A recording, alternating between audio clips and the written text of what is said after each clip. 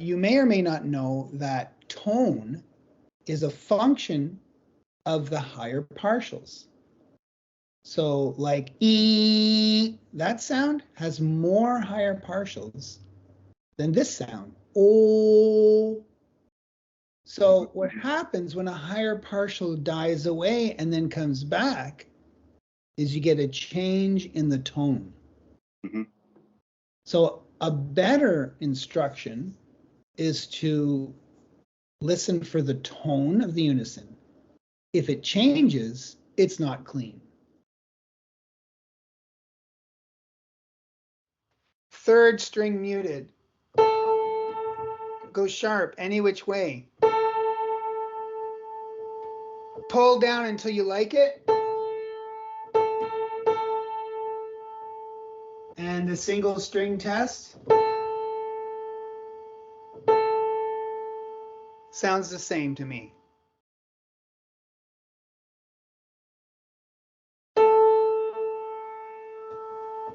All right, so you select the waveform, effects, filter, bandpass filter.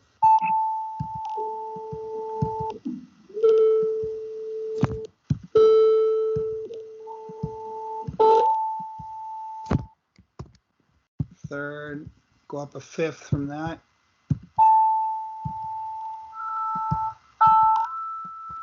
And then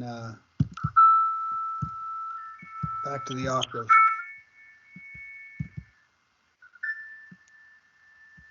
For the double string unison, unit 2, that's what all the partials are supposed to look like. And if it does, you get 4 out of 4 on that partial. If it gets louder by less than half, you lose a half a mark. And we look at the first 2 seconds. This partial got 3 out of 4.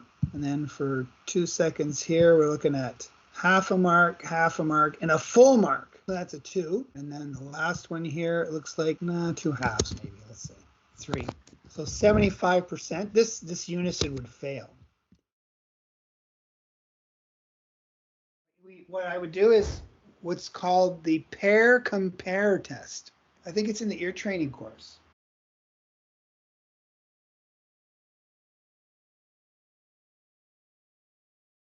What you can also do, which is a very powerful technique, is the go flat, ease sharp technique. And how you do that is you go flat, let go, and confirm that you're still flat. That's not clean. So I went flat, let go, and it's still flat. So what I'm going to do is massage it up a tiny bit and then let go. And now it'll be stable.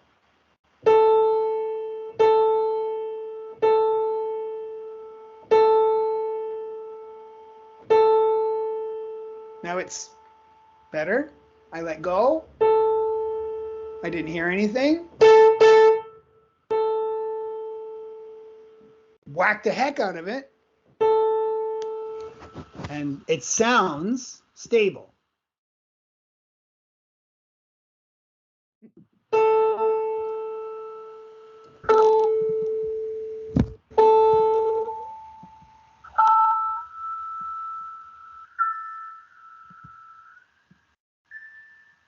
Four, 4, 3, 4. 93, not bad, but that's all the partial frequencies, okay? Wow. Now, if I play 440 and 441, you're going to hear a beat, right? I don't know what the percentage difference is, but what is that? If I play 440 hertz and 441 hertz, it's not in tune, right? Right, it's not in tune. So it's going to be beating, right? Yeah. How fast do you think it's going to be beating? I don't know. 1 beat per second. That's okay, because it's 1 beat per second, literally. Okay. It's a difference of 1 beat per second. That's called the difference tone theory. Take 2 frequencies, play them together, different frequencies, you'll hear a third frequency that is the same as the difference of those frequencies. It's all in beats per second. Okay. Hertz and beats per second are the same thing. So if we play a major third, like F3, A3, how fast is it going to be beating? That's the fifth partial of F3, fourth partial of A3. You see, they're very similar, right? Right. The numbers are very similar, very close. 873 and 880. The answer is 6.9. That's why we make F3, A3 about 7 beats per second.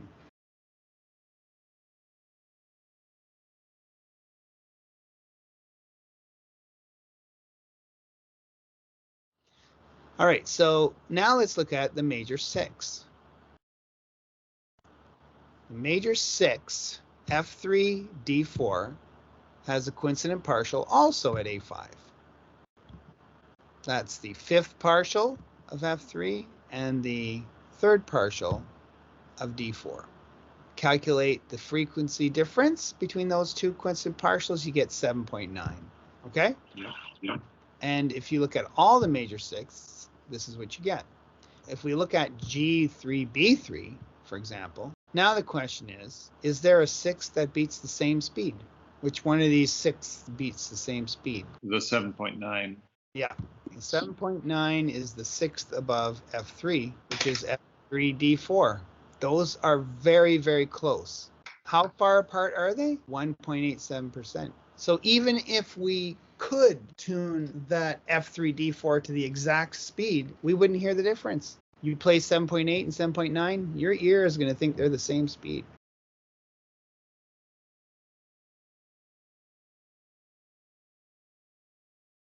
So we call this the inside-outside major third, major sixth equality. GB is the same speed as FD. Those are the same speed in equal temperament.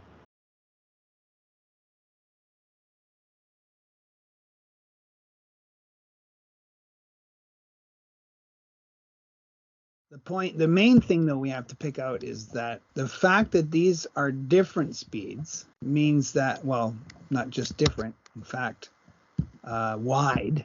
It's making a wide 11th. So that means we have to question whether the C is too high or whether the G3 is too low. For a high C5, we would have a wide 4/2 and a wide 12, but we don't.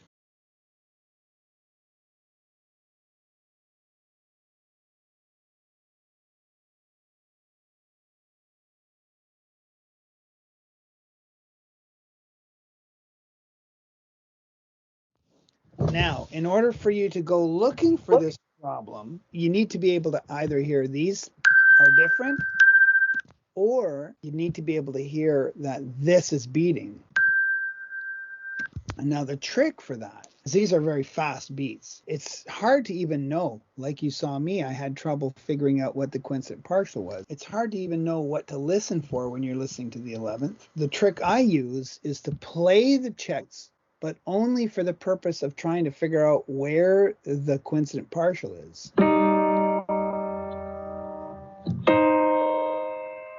Now that one I can hear beating pretty well. Yeah, it's fast and it's beating up there. So now I play the 11th and I listen up here. And that's where you hear the beating. It means that these are not the same speed.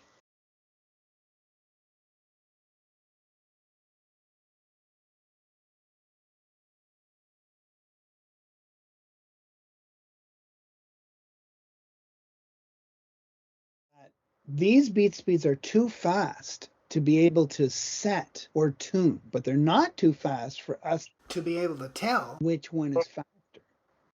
Right. So because this is not pure,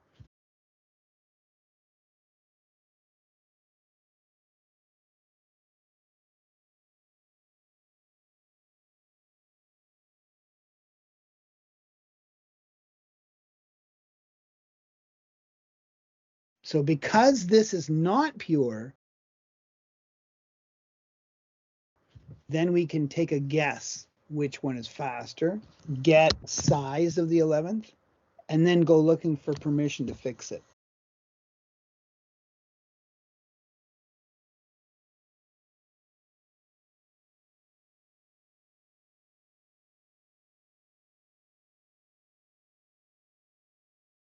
So hearing it as a wide 11th, we're going to look for permission to lower the C, but we're not going to get it. This one's telling us it's narrow. That's not giving us permission. This is saying it's pure, no permission there. So then we go after the G. We're going to check the G the way it was originally tuned, whole tone major thirds, F A, G B, A C sharp, hoping that the G is low. If it is, that makes the GB fast. So not a slow, medium, fast, but a slow, fast, fast.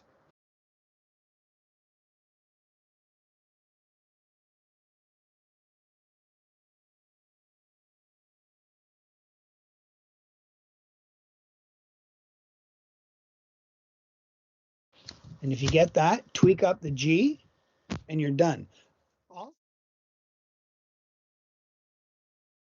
The 60 is a low mark, but 93 is high.